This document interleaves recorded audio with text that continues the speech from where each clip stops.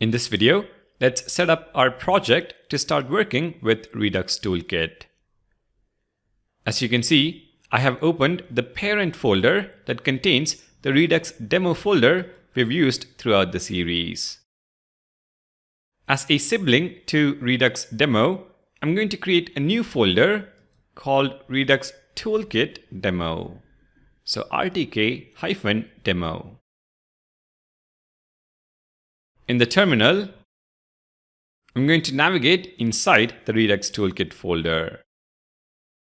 So cd rtk-demo. Now run the command npm init --yes. This will initialize a package.json file with the default settings. Next, we add Redux Toolkit as a dependency. So in the terminal, run the command npm install @redux.js/toolkit. Once the command completes, you should see a dependency entry in your package.json file. Let's now create a JavaScript file to write the code. So within rtk-demo, new file, I'm going to call this index.js. Now, if this was just a Redux app, this is all the setup we would need. However, Redux Toolkit has some opinions on the folder structure, and we are going to follow the same. In rtk-demo, create a new folder called app.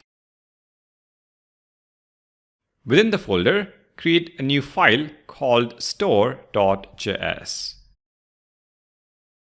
This file will contain the code related to our Redux store.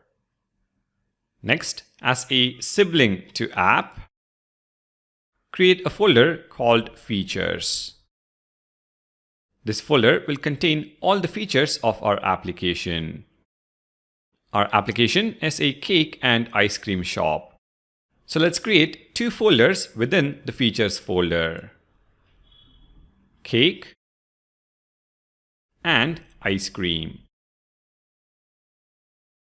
And that completes our project setup. We are now ready to implement the cake feature in our application: the action, the reducer, and all the connected parts. Let's see what is Redux Toolkit's opinion on how to go about that in the next video.